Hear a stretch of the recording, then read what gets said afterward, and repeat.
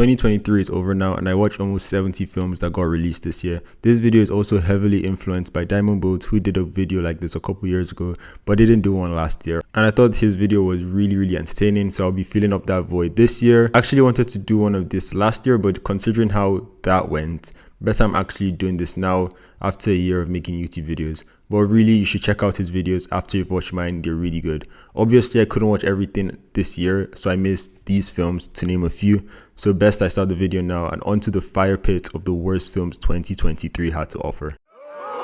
This film simply is so forgettable and so dumb. It's mad how I actually put out a separate review for this film considering how bad it turned out to be. But I guess I just had a lot of free time in my hand that period. Like, I miss when bad films were just fun, but this film is dumb. Doesn't make sense and it basically is an inception from Wish. Honestly forgot this film came out until I made this video. On watching my review, I actually had hope for it not being the worst of the year, but it ended up being that bad. Not gonna lie, this would have been my worst film of the year, but I just wanted to give it a bit more recognition as my review for it was my best performing video of the year. So at least it did something right. But there is no way this film is not an example of modern day Hollywood money laundering. Like that Netflix director that stole 11 million, but instead this was just everybody involved. Expectations for watching this film were not crazy high, but I just wanted something fun with, you know, big explosions and a cool set piece. But we got this art school project, and that's even an insult to all art students. This is just garbage.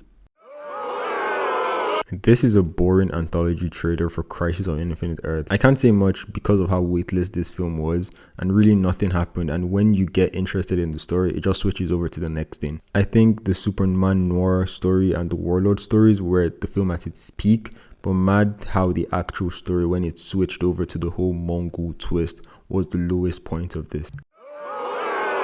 I honestly forgot this movie got released and I watched it in November. This is also a future entry from when the original video was recorded because of that. So that just tells you enough about this movie. Still just amazes me how Helen Mirren and Lucy Liu signed in for this. I guess rent was due. I'm sorry I can't really talk too much about the movie because this was just so last minute. So I didn't plan anything. That's just so completely crazy. So when I mentioned the top 10 worst movies, somehow Meg 2 escapes. Gotta admit, ranking this film 65 was purely aesthetic, but the film was simply boring and really underwhelming, and I actually fell asleep while watching this, woke up, and no progress had been made in the story of this film. I didn't miss a thing. The dinosaur designs were really well done, as well as some other things I remember.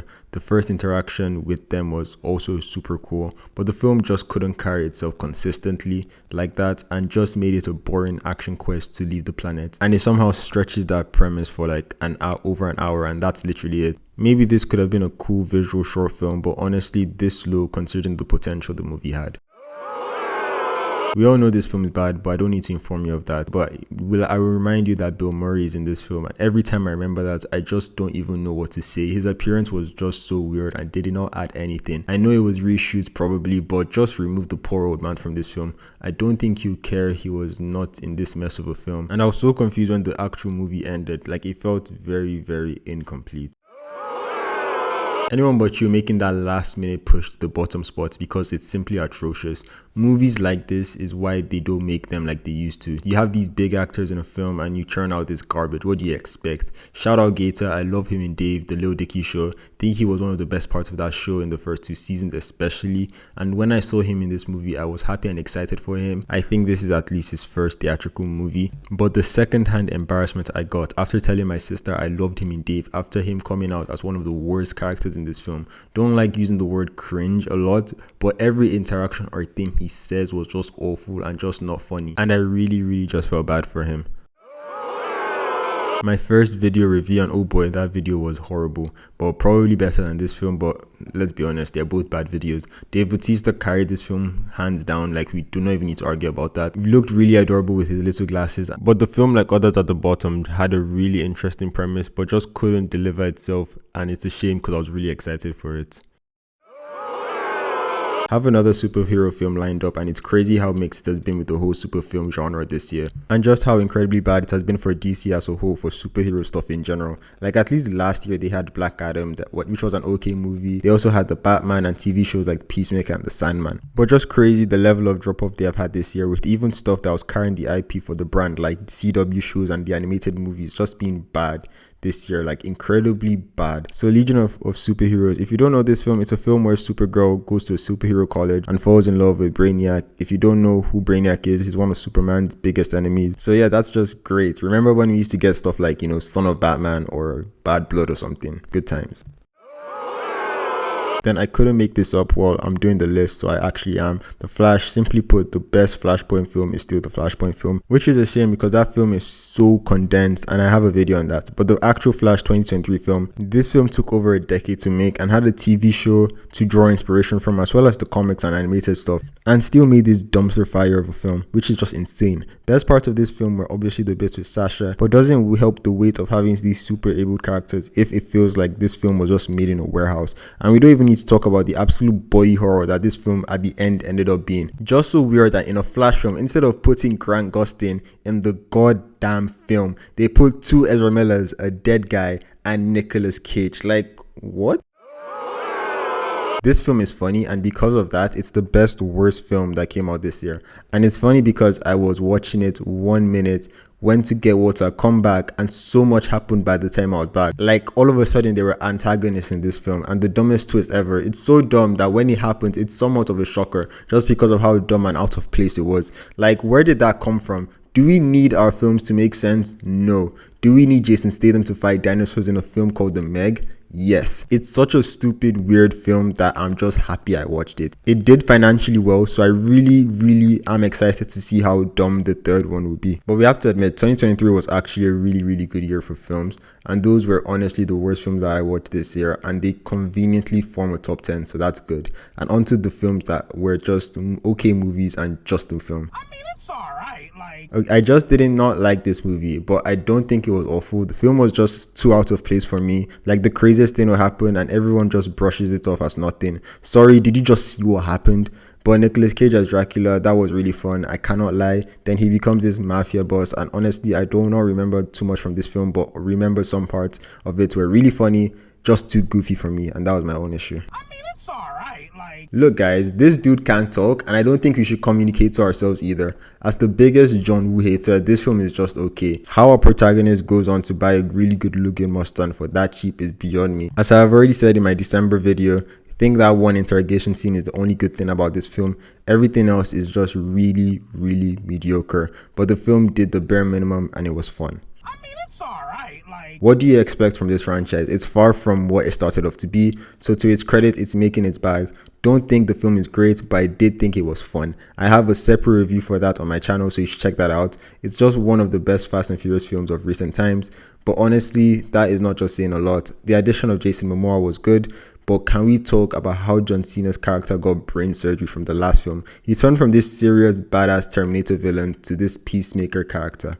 Crazy. I mean, it's alright, like... The amount of times was said in this film in the first 10 minutes has to be a world record. Also, don't even blame them for saying it that much, because what the hell was happening to everybody's brain that day? I get it, you want to get the best deal for your toaster oven, but guys, chill. I just didn't love the way the movie started. It started way too quickly and feels like it's trying to be the old slasher, but at the same time it's trying to play it safe with the public, so the characters just felt all the same for me, and the ending was just really weird and very out of place. But at least there is a Thanksgiving slasher for anyone who celebrates Thanksgiving. I mean, it's alright, like... Five Night fanboys, stop pretending like this film is good. We get it, you're sentimental to your favorite game being depicted on live action. I remember when Need for Speed 2013 came back 10 years ago, I defended that movie with my life. To this day, it's my favorite film of all time. I'm just joking, but that film wasn't great, and I can accept that. To just get off Freddy's nutsack, your guys are glazing it. The premise of this film was so dumb and made no sense, and I'm down with cutting corners in your storyline. Like, it's fine, but just make the movie make sense. Make me like the characters, but at least you fanboys got enjoyed the film, and I'm happy for you, you know? Boo this man! Okay, I think this video gets very controversial from here till number 15, so thank you for accumulating my views and disliking. All of that is appreciated. Think No One Will Save You has its different sides from different people that like it and people that don't like it. Personally, as you can see, I just did not really like it. Maybe because I spoiled it for myself before watching it, so I just watched it with one eye on it. Not the best condition, but like Silent Night, I don't think this quiet media works well with me, apart from A Quiet Place, which was phenomenal. I mean, it's alright, like. Hold on, I know what you're thinking. How is this as high as it is on here? I don't know either, but I can explain. I actually thought this film was alright. The film set designs were phenomenal, sometimes at least. First half of the film was alright. I like the train sequence in the start, don't come at me, it was pretty fun. But after that whole Morocco segment, the film just felt dead to me and I slept off watching it. And I will never watch this film again because it had atrocious pacing. Move this man! Okay, a horde of you guys will leave at this, but just hear me out. Sorry, this film is deemed as one of the best comedies in a long time, but it just wasn't funny. Honestly, not as bad as the other films below it, and maybe the films above it, but it had an interesting premise and the characters were fun and looked like they were having a good time. The four main girls and Ayo Adebiri in particular were all great. Had all the high school comedy tropes, but for girls, and I'm all here for that. But please, I love comedies, but this wasn't just funny. I was actually trying to force myself to laugh at the jokes because these guys were trying their best. But I just found a very few jokes of this film funny. I mean, it's alright, like. I even forgot this film came out and I'm a boy. I want to see things go pew pew, leave me alone. I hate when I'm tricked and bamboozled, and I was for this film. Warner Brothers couldn't promote this film properly because of the writer's strike and also the actor strike, and I'm convinced they paid the Rotten Tomato for reviews because there's no way this film was actually peaking at 88% at first. Overall, the film isn't terrible, but it's just more of the same, and that's just superhero fatigue kicking in. Its pew pew bits weren't even all that impressive. The family parts were obviously the strongest parts, but the characters just didn't establish themselves a ton for me, and the antagonist was just badly written and played out. And congratulations on being the best DC film of the year. I mean, it's alright, like. Nobody watched this, if I'm being honest, but I did because of Jamie Foxx. Think it was a fun dad film, and it's fine as that. It had its funny moments. Mamoudou Athie was great in it, let alone Jamie and Tommy Lee Jones. Just was not a fan of the whole serious aspect that the film dramatically turns to. Like, there should be this sprinkles of breadcrumbs leading up to that before you just jump the ship. I mean, it's alright, like. Another film that I'm pretty sure nobody watched, but I'm running up that Disney Plus traffic for this. I'm one of the few fans of the first one, brought that early 2000s comedy back and really felt like something of like a Forgetting Sarah Marshall, which is a film that I really love. But Vacation Friends 2 is a film that nobody needed. Had some of its fun moments like John Cena randomly speaking Korean. 아니요. 우린 그냥 친구예요. Oh, you can speak Korean. 그냥 그럭저럭이요. That was not in my 2023 watch scratch card. And also the scene that happens at the end just wasn't a good film in my own opinion. The comedy bits were alright though. I mean, it's alright, like. Still amazes me how Steven Soderbergh is the director of these films. I don't think I'm the right person to judge whether this film is good or not, but if you want my opinion still, story was bland and boring. But where this film gets points is its dance choreography and Channing Tatum just being allowed to express himself as this hot male. Pulling off moves I wish I could, along with the other dancers. They deserve their flowers, and like, no joke, honest opinion here, it's not the greatest film ever, but I would recommend you just watch it for the dance choreography alone. It's really impressive stuff. Smithers, are they booing me? No, they're saying Boo earns. Boo earns. Because of how recent my movie review for this, I'll redirect you to that, and also to try and make this video as short as possible, just go watch that. But I will say the only reason why this movie is as high as it is because it's just a part 1, and I'm still giving it the benefit of the doubt with that put in mind, as well as studio interference. I mean, it's alright, like. No matter how hard you try to make me love this film because of Jacob Elordi and Rosamund Pike, it won't work. Obviously, I know Bro Barry Keoghan is great in this, we all do. The film just didn't carry me fully along. I think the opening was solid along with its end, but the middle just felt really flimsy and felt like filler, disconnected from its ending, because especially considering how much of a turn the film took. And I'll also quote what Kirsten said in his video: "It's not mind-blowing to see he was typing gibberish in his computer." Shout out Kirsten though, good YouTuber. Huh? See, I'm just going to say it now. This list at the moment, I'm in the middle, and movies can move 3 places up or go 3 places down. It's very changeable from here, but I'm ranking stuff on various factors. If you want to know what they are, I might put them in the comments or something. As for Dracula on a boat, better than some of the films below it? Probably not. But I enjoyed it, and its characters are so dead. Like, there's no life to them, so you don't care when they die. But I enjoyed the build up to Dracula and when they tried to kill him, and also some of the turns the film took. But it's just a forgettable film if we're being honest. I mean, it's alright, like. As I mentioned in my last video, because this movie really had nothing going for it, so I'm just going to quote everything word for word from that video. The parts with Lakeith Stanfield and his character was just done really well in my opinion, and it's a shame considering the other characters were really good actors or actresses.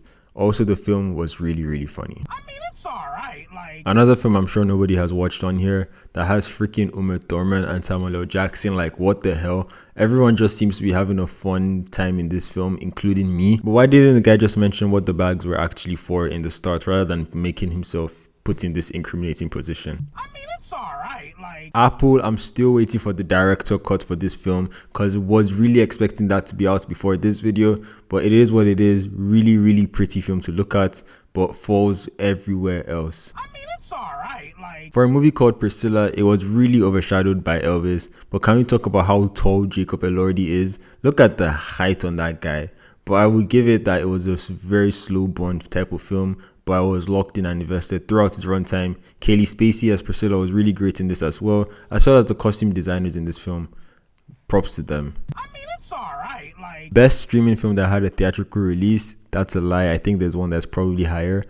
I mentioned in my previous video that this film was just fine and it was just okay. Obviously, it's not breathtaking and I'll probably forget about it after this video is done. But stand strong this genre of very average action film. I mean, it's alright, like. This movie is single-handedly the only reason why I'm probably still doing right now, so I'll give it its flowers on that alone. But honestly, film came out after Quantamania, so at that time my palate was just craving for at least mediocrity, and this film won't throw it as just that. It's as fun and goofy as the name gets, and although the film just goes off towards the end, it also had this massive cut at the end that just completely derailed the story at some point. But hey, it was a fun film, and that's all I asked for. I mean, it's alright, like. This film and the next film on the list, it's just the same thing, man. Scream 6, it's over. Stop beating this dead horse and stop making these films. The film isn't bad, and if it was an original IP or at least just reinvented itself, which is almost impossible to do, it might be higher. Love the change to New York to try and reinvent itself, which I'm obviously down for, but I'll just rant about this in the next film. I mean, it's alright, like. Honestly, it's worse here considering the number of Rocky films we have gotten, but for real, this film is actually solid and I enjoyed it. And influenced by anime and all of that, I like that probably the next film there will be Creed 4 and it'll probably be his daughter at least, and she has this whole partial deafness thing going on, so it'd be nice how they try and take it and reinvent itself with that disability, but just make one of these where someone actually dies.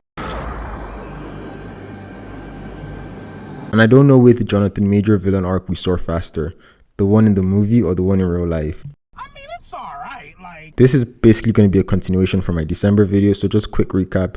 The film is alright, Haley can sing, done. I think Melissa McCarthy as Ursula was perfect casting at the forefront, but she just didn't carry that character well in my opinion. Also, Javier Bardem as Aquaman, I'm down. To Hailey Bailey, she really embodied the innocence of Ariel really well, and day 3 of the film probably felt like the shortest day I've seen in my life. And for this film, can we petition that Awkwafina can never sing or rap or whatever she does ever again, ever? Hey, wake up, wake up, wake up! I mean, it's alright, like. I watched this film a million years ago, probably why it's somewhat low on my list, but just allow it for me. It was really good. It would have been higher. Can't just really remember too much after my video on it. Just remember that the film was strange and well made. I mean, it's alright, like. Tempted to put this film a bit higher, but I'm reaching the point in the list where the quality has just gone up and it's easier to point out what's good and what's just a movie. But as a big fan of the Mission Impossible franchise, this film is basically the British Mission Impossible. From the characters, Cary Elwes is the IMF guy that always dies or gets sacked. Obviously, Jason Statham is Ethan Hunt. Aubrey Plaza she's the American, she's obviously Benji. And Bugsy Malone is Luther. And compared to the Mission Impossible film that came out this year, the main weapon that they're trying to get or is stolen is an AI weapon. And they go on a quest to find the buyer and recover the said weapon. Coincidence? I think not! But I like this film and I think the ending with Josh Hartnett playing Hugh Grant was really fun. I mean, it's alright, like. This film is so pretty and massive. It's just something, if it just had a good story, would have been higher up my list. And I love David Washington. But see, I am not complaining that it had at least a very basic bare bones story. And it's a big shame because the visuals just carried this film. Move this man! It may take some time before I really enjoy this like other people do, but I love the set designs of this film. Saying it again, they were really cool, and the whole aesthetic of this film, it was really fun. In particular, the scene with Steve Carell and Sabretooth. You're pretty good. Do not come at me for this. It's a really good film, but this is my list and I can do whatever I want, and I wasn't the biggest fan of this compared to the other films that are higher. The film does well to show the really disturbing nature of Julianne Moore's character and show the negative side of the people like this that do exist. Yo Elvis, I can see you. Also, Charles Melton portraying a 13-year-old, it was just excellent, and Natalie did a good job too. It's just funny how in the film she does all this studying and research and proceeds to give us the worst acting I have seen in my life. I swear Josh Hartnett playing Hugh Grant was better than this. You're pretty good. High up because it destroyed my expectations. I do not get why this film is so hated. Not Pixar's best film, but it's good from its animations and visual stories to the voice acting, and I really enjoyed Elemental. You're pretty good. I'm still mad that Illumination was in charge of this, but I think it had the potential to be better. I was a fan and I was fan serviced. I enjoyed every piece of eye candy this film served me. But do you remember the time when the whole internet was mad for Chris Pine's voice? Mad times, to be honest. Movie charted though. You're pretty good. This is proof that a movie can come out in January and be good and I'll still remember it. Film was fun and funny, but I barely remember it though. But I do remember that the Megan doll was really impressive, and don't know whether I should be scared or not that she is a real person. But for real, am I dumb to think that it was animatronics? But what the hell? There's no way that that's a real person. Like, look at that. What the? You're pretty good. Honestly, first 20 minutes I forgot I was watching a Transformers film. Shout out Anthony Ramos. I remember Bumblebee was also good for that. And I think the good Transformer films now are just better at integrating the humans. But honestly, didn't expect myself to enjoy this as much. I did think it was fun and tricked me to actually like Pete Davidson in something. I liked his Mirage and I think he was cool. You're pretty good. Honestly, this film was extremely better than it had every right to be. This film was just destined for failure considering its premise, because making a film on how Nike signed Michael Jordan is the most bizarre thing ever, and how these guys put it off and made it actually good is just, it deserves to be top 30. I love the cinematography in doing everything possible to not show Michael Jordan in this, and I really wish this hello line was actually from Michael Jordan. You're pretty good. This is if Knock on the Cabin was actually good, but this film showed why I don't watch a lot of Netflix original films. They just feel very Netflixy, but this film was lucky to be on the higher scale of them. But I do think this film's sound design is awful. Like, they just knocked up GarageBand and just picked the most random sound effects and put it in this film. You're pretty good. On my video about this, I mentioned the World of Panem was shown a lot in this, but forgot to mention that it looked oddly familiar. Most of the characters in this, bar Tom Blythe and Rachel Zegler, you're not telling me otherwise, they were just the same person. Handled its implied gore really well. Shout out to that one bottle scene. That girl really deserved what she got. Like, what do you expect will happen? You're pretty good. I'm going to repeat myself again here, because why is no one talking about this? Not only is Hugh Grant's character a con man, but he's a greedy old man and also a groomer. What's wrong with him? What's his obsession with Chris Pine's daughter? And also him just hoarding the tablets was just pure evil. He did not need it for anything. The opening scene where Chris tells his story, but it was just him waiting for Jonathan, we can all admit that was the funniest part of this entire movie. And a callback at the end, great. And the use of CGI and practical effects were also really good. Praise to the VFX team, they really did a good job. I love the scene in particular where Doric turns into different animals as she's trying to escape. That was so impressive. You're pretty good. Film had a small print reference. Take that, Johnny Depp. Paul King is just a national treasure at this point with the amount of quality he puts in these family films. And this film is just something special. And this, along with Bottoms, forget cameos at the end credits of films. Can we normalize putting more scenes and bloopers? Like, why did we stop this, Hollywood? But now we're out of the good or maybe a bit mediocre films and technically into my top 20. And we'll repeat, this was a good year for movies. Superhero fatigue and mediocrity allowed underlooked films to get traction this year and make money, like horrors and comedies. This is all coming from this guy that put Bottoms in his bottom 20 and 2 superhero films in his top 5. You're pretty good. Just as surprised as you as to why this is as high as it is. Love this film up until exactly the film's halfway point. I cannot emphasize that exactly at 55 minutes in, give or take a bit though, it's just speed runs itself, but then settles back after a while to give one of the most panicky edge of my seat thrillers I have seen in a while. And can we just give Javier more recognition? This guy is a W, man. You're pretty good. Okay, this is a really massive surprise edition. Didn't want to watch this initially, but I saw it on Prime and I saw Anthony Starr was in it and I was like, hell yeah, but he was only in it for like 7 minutes. Can we appreciate the so many heroic characters that were just in movies this year? But Ahmed is the one that really takes the cake for me so far. I mentioned the scenes I really enjoyed in my December video, but didn't talk about how Ahmed carried Ryan Gosling across Afghanistan. That was just crazy. That entire travel sequence gave me the chills throughout. And was Anthony Starr's cameo worth it? Nah, not really, if I'm being honest. You're pretty good. See, these films surprised me, okay? This was no different. The infusion of the game visuals and the actual scenes with the cars were so cool, and I actually liked the race scenes. Really had the tension and also the moments we see him with his family. Like, we get so little of it, but it was just the right amount. Don't get me wrong, would have loved to see more of it, but at the same time, I just want to see cars speed around and around. David Harbour lashing out at the gamer kid, the ups and downs this kid faces. He's also like this fish out of the ocean, goes through it all through this film, and just has the heart. And for a feature-length movie advert, it doesn't get any better than this. That's why he's the MVP! Let's go! Truly expected myself to absolutely hate this film and just be irritated by the sheer existence of it, but the girl from No Strings Attached actually made a good film. From this being visually and aesthetically pleasing to the plot actually making sense, the cast as well were just A tier. All of them just having fun. Even Sasha, no one talks about her. She was the girl in Adam Driver's 65 film. And this film was just a roots to grass role for her. And she was alright. Points to the film for its Top Gun volleyball scene alone. That's why he's the GOAT! Bottoms, look at yourself. This is a comedy I actually enjoyed and made me laugh. A callback to the old raunch comedies that just works.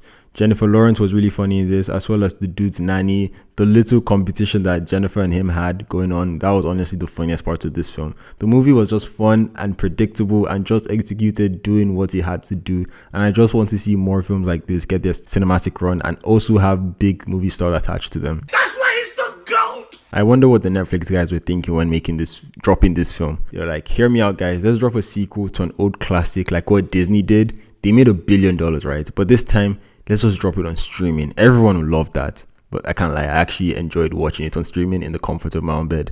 And somehow, after what I thought was sure death, Miss Tweedney had somehow returned. I think the revoicing from Mel Gibson to Zachary Levi is the biggest downgrade this year, and Rocky as a whole now got reduced screen time. But it's a sequel to the original, which took its tropes, but this time they were breaking into and coming out of Fort Knox. My one thing is that this film felt more like a Penguins of Madagascar movie, and back on Miss Tweedney, she secured that bag and she still went into the same business. Like what are you thinking? Just go on a retirement plan and just invest in Bitcoin or something. I don't know, do what rich people do. But honestly, considering the amount of chicken produced by one chicken, I might consider endorsing her, and I can imagine just how cheap that thing might be.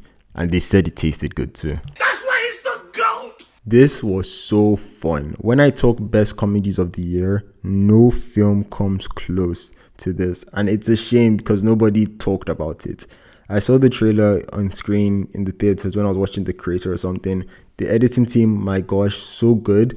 There were these scenes where they listen to music and to transfer from one character to the next. Those were just really well done. Also, every character in this film was just amazing. I cannot understate the quality from each and every one of them. What's interesting about how the movie was shot is it's kind of like everyone was the star of their own little movie. And as a young person, it's just always good to see films that take place in my era just be good. The iteration of TikTok and everything that was going on in the pandemic, everything was just substantial. And it's honestly really one of my best films of the year, easily. That's why he's the GOAT! This film has probably sneaked out of the top 10 as I haven't watched it since its release, but James Gunn simply cooks every time, and he did just that with this film. Happy to finally see we get some Rocket lore. Nathan Fillion's scene was really fun and funny as well. Chukwudi Uju was also a standout villain in this. I love how the scene, they go to this perfect society he has created and it's just this weird shady neighborhood, and the use of the MCU's first F-bomb was really fun too. I think the additions of the movie like William Poulter were just really good. I enjoyed him in it. Don't think he was necessary for the plot, but he was fun regardless.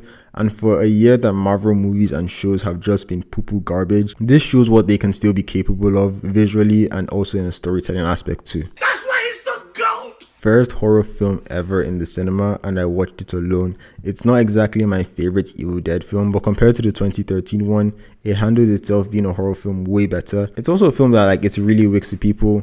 People like it, people don't like it. I clearly rate it. It's not exactly everything I want from an Evil Dead film. Like, it leaves out the wackiness and dials up the horror by like 100. But as one that focuses more on the horror, I would say that it kept me entertained and scary. And the times that it tried to tell jokes, they were funny with its sprinkles of comedy and just outright being creepy. And yes, there is blood in this film. There is definitely blood in this movie. That's why he's the GOAT! What an absolute half-hearted attempt to try and get her hand off the hand thingy in the first Talk to Me scene. Like, they made no effort, especially for something that they claim that they have done a bunch of times. You would think that they would have been prepared for something like this to happen. I love the characters in this film and seeing them all lie to their mom about the party, but to be fair, they didn't actually have a party, but seeing them all synced up to lie was just so funny. Also, the directing was great in those Talk to Me moments, especially seeing the one perspective in the way of somebody doing the Talk to Me and the other perspective of the people watching as it was done was just really well done. And a film made by YouTubers, you can't hate it. And considering the movie's production value, you won't even tell. Chris Stockman, you're up next. On to the top 10 now. You guys are almost done watching this video. Don't worry. Just get refreshments. This is the big one. Baba Yaga. Think we can all agree John was a pretty bad friend. He got Hiroyuki Sanada killed for nothing. Also think the introduction to Kane was really good. Just him eating ramen. No way is that guy a blind man. But a fully fit John Wick is beating him in that duel. Donnie Yen even cheated, stabbing John's hand before it happened. And even with all that cheating, it was clear that John's shots were more lethal from the start. And I have evidence. See, first round, Kane is just getting crushed by John. Like, clearly, we can see this. First shot grazes John. Really nothing on him.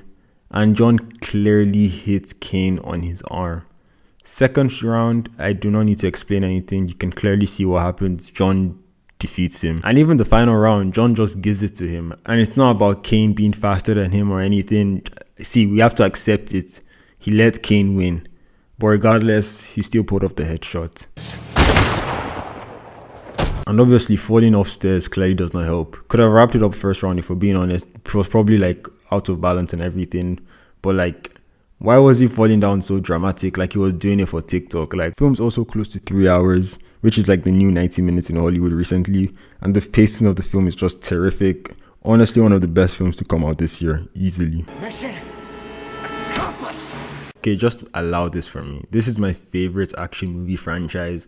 But is it just me, or all the Mission Impossible films they just start so quickly? Like 23 seconds in, no studio promotion. To be fair, Paramount don't deserve it, and it just gets directly into the film instantly. Just want to point out that apart from Tom, Ving Rhames is like the only ever present characters in this film. So I'm begging, can we keep it that way? Cause Luther just leaving had to be like a filming constraint or something. And I also really hope that more of these films get made and they add more people to the IMF squad.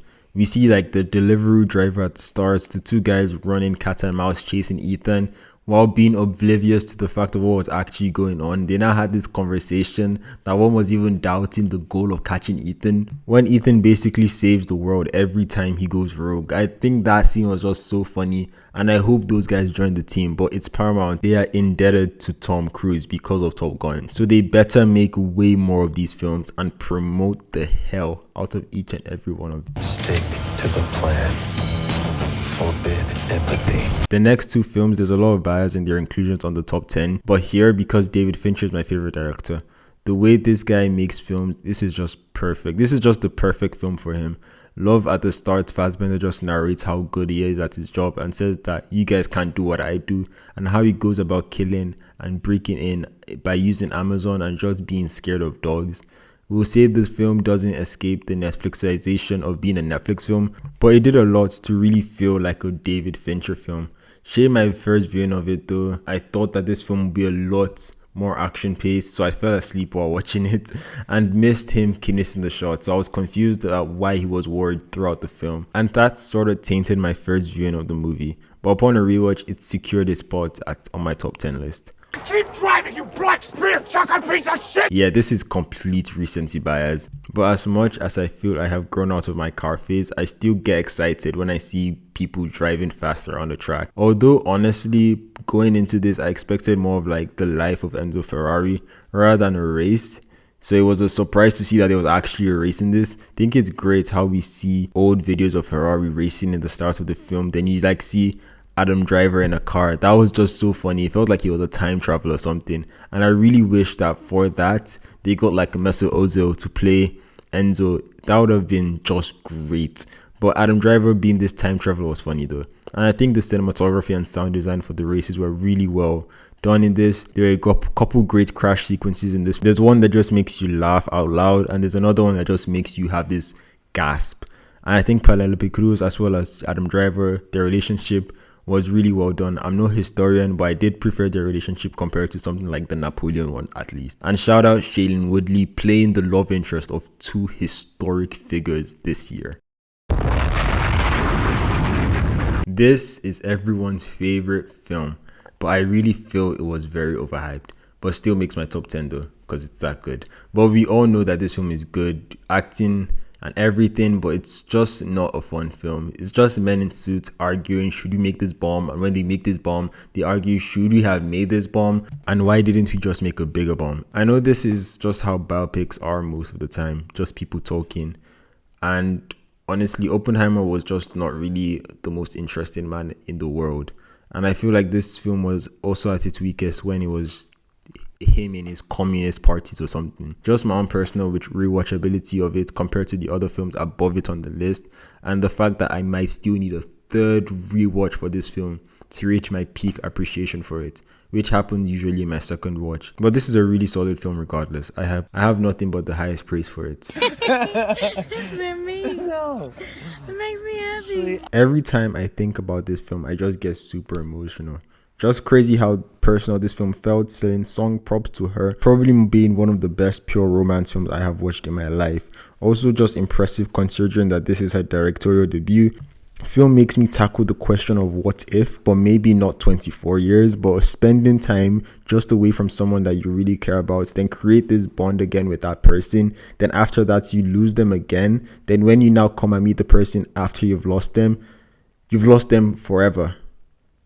Okay, you guys are not actually following me, but you get the picture. This is just an excellent film to tell you, yeah, you watching the video, shoot your goddamn shot. Nah, I'm gonna do my own thing. Into the Spider-Verse ran so that Across the Spider-Verse could run further. They just work so well together. The visual style for this film is just something I cannot get tired of. Like, look at this. Look at this. Can you see what I am seeing? This is just visual eye candy. I want to just gobble it all up. The film is also really long. I love the fact that Endgame just normalized 3-hour films now. I know this is not a 3-hour film now, but like 3 hours is the new 2.5, and 2.5 is the new 90 minutes. But most of this film is just made to set up the Miles' relationship with his parents, and I loved every part of the movie that was that, even more than the Spider-Verse bits. But when we get to the Spider-Verse bits, the inclusion of characters like Spider-Punk, Spider-Woman, and the Indian Spider-Man, and also Miguel O'Hara were all really good. And the fact that they add all these characters basically and make something different out of each and every one of them and make you care for them, it's just something you have to commend them for. The animators for the chase sequence was really entertaining too. And finally, Metro Boomin. My bad, everybody. There was some. Again, for the third time, I'm going to commend you. I thought you couldn't beat the heights that the first film had in terms of the soundtrack, but Metro did an all-timer for us. Cowabunga. You think you can end with that cliffhanger and get away with it, Spider-Verse? Just kidding. I just found this Mutant Mayhem film better in my opinion. Regardless, the film will forever have one of the best car chase sequences I have seen, and the song that included just made it a billion times better.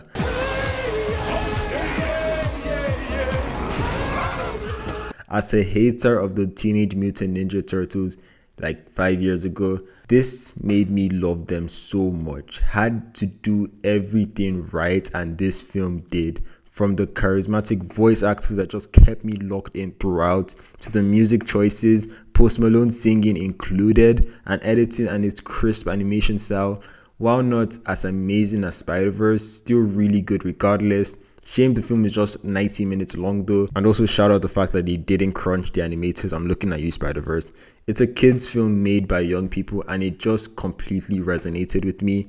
To want sequels for this and saturate me with this IP till I'm exhausted. And Seth, please just keep on pumping out the great content you are pumping out. You're an absolute king. Come on.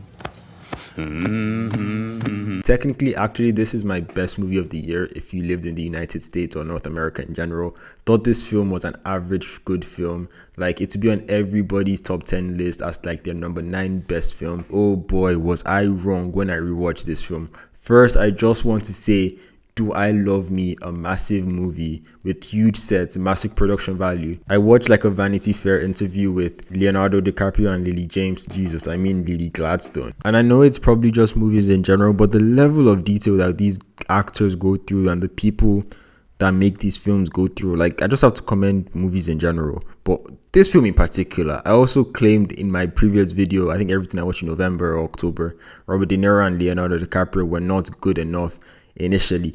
I should be beaten up and my channel should be deleted for that statement. Love countless scenes that they share together. This one in particular in the funeral, where Robert De Niro is explaining to Leonardo that something bad is happening, and he says it in a way that you're like actually concerned. Oh God, what's happening? But he just explains his plot to kill these Indians and steal their money. I just love how messed up it is. Like, it's a serious matter. You shouldn't be joking about this though. And there's also this part in the film that one dude is like, oh, I can't kill people, and they now mentioned, oh, it's an Indian. It's like, oh, that's different. And the fool now messed up the killing. The film was so funny as well, man. I just love this movie. This is why Marty is the king. Like, I don't think he can make a bad film. And also, I just love the way the end credits, compared to how like movies usually do stuff like this, that they put text to explain what happens later on in the story. They actually, this is as well commending the production design. They do like this cool radio show, and it also has the appearance of, I'm not going to even spoil it. Finally, this film is 3.5 hours long. Definitely the longest film I have watched this year. And unlike Oppenheimer and the next film on the list, you definitely feel that runtime, but the film needs to be the way it is because this is such a serious subject matter that everybody should actually watch. But I understand that this movie is not for everybody, but I really enjoyed it. And it's technically my best movie of the year if you don't count my first, but yeah, I love this film. Wait, what the hell is this doing on here? Like, how did this get to be my number one? Sorry, I have to do this again. I think what makes cinema to me, it's something that for some reason stays with you. A few years later, you could watch it again. Or 10 years later, you watch it again and it's different. Finally, I can get to talk about this film as long as I want, but I probably will not. So I might just start off that this is one of the first films I watched this year. North America, this film had a January release everywhere else, so it counts as my best film of the year. The opening scene for this film gets me every time. From the beginning, me spitting my drink because of what that elephant does, to the absolute carnage of a party that is going on, it just excites me and I freaking love it. Then we get introduced to our 4 main characters. Brad Pitt finally learns Italian. Stop speaking fucking Italian! Margot Robbie, no one is calling you ugly and fat, let's be mannered. Nelly, who just had a hard time with that elephant in the start, and Sidney Palmer, we don't really care about him till the end. Then after all of that, we just move to the madness that happens on the movie set, seeing the whole movie production back in this like set piece or era. Just another bit of carnage, people getting brutally injured, people dying, but the show must go on. Actors going on strike on set, the camera's getting destroyed. Nelly has to go get another camera, he has to wait for hours to get it, and by the time he comes back, there's not enough time, so they have to rush the shot. And honestly, Margot Robbie explained it better on Entertainment Weekly, so I'll just play the clip. The director, Spike, says, cut. We got it. And then they all run in and they cheer. And then we were watching and Damien says, cut. we got it. And then we all ran in and shit. And it was just the greatest. I can geek so much for this movie. That scene in particular, because even when I was watching that interview, that entire moment just felt so satisfying. You went through all of that carnage just to produce that one scene, and you're just like, oh. PJ Byrne also in this, and that one scene was so funny that you can just feel the frustration when somebody disturbs you every time. Then the executive comes in, you want to scream at him, but like, oh, gotta respect yourself. As much as I want to punish you with this long ass review for this movie, I just have to cut it down because this video is going to take hours to edit. I'll just end it with the three major characters. I know you wanted diversity with Sidney Palmer, but he wasn't really a major player with this. But like, I also loved like his own downfall scene, but we don't really care about him. Brad Pitt's character just having this downhill and decline, and what he told the waiter at the end, just you feel it. Nelly finally getting what he always wanted from the start and losing it because of the other thing he always wanted, and also Margot Robbie just going through it all. This film, man, it does something to me. This film just does something to me. Movie is 3 hours long and you absolutely feel that length, but the thing with this film is that it's just so fun. You just end up doing nothing else but watching this film. And watch this film I did. I just love this film so much. I love it so much to the fact that I bought its steelbook. I just, bro, this is my favorite film of the year and probably my favorite film that I've watched in the past 3 years. Chill. I've said it. Sue me. Woo. That's it. All the 2023 releases that I watched this year. I probably might still end up watching a couple films this year, especially the ones that didn't come out early, like Dream Scenario and like American Fiction or something. But before I end it, I'm going to just rush down and do some TV shows. Velma didn't make it past episode 1. The Idol, I saw The Weeknd's character, turned it off and went to bed. The Last of Us, honestly loved it at the start, then Diminishing Returns just hit me. Vox Machina, one of the best things I watched this year in TV. Please check it out so Amazon can make 50 seasons of this. The Mandalorian season 3, this came out this year. Dave season 3, also surprised that this dropped out this year. Only good season was season 1 and season 2. Was a bit manageable, just lost everything with season 3. Secret Invasion, Battle of the Mid with the last two I just mentioned. I actually forgot that an Atom Eve show dropped this year, but it was actually one of the best Invincible episodes that dropped this year. Ahsoka, heard it was good, but just got really bored of it after the first batch of episodes that dropped. I think I'm just tired of Star Wars in general. Loki, it's proof that the MCU, if they actually hire a scriptwriter and not AI, they can make things that are actually good. Harley Quinn, I will stand on this and say season 2 was the last good season. Just think the fact that Harley has reached her peak has somewhat saturated it for me. Gen V, I think its start was great, but should have just had one episode less and combined like the 2 episodes together. Overall, solid show. Invincible, bruh. Rick and Morty, so far better than some of the previous seasons. Haven't gotten past episode 7 though, but so far it's just really surprising me with the exclusion of the main guy. Succession is TV greatness. Doom Patrol, really happy it got the conclusion it got. Honestly, one of my favorite live action superhero shows since Smallville. What If? This thing came out last week and I have already forgotten about it. I'm a Virgo, honestly really surprised me. Thought I'd get sick of it, but it kept me entertained each episode and I need a season 2, please. But yeah, that just wraps it up with everything I watched. That was the 2023 release. Thank you for watching this video.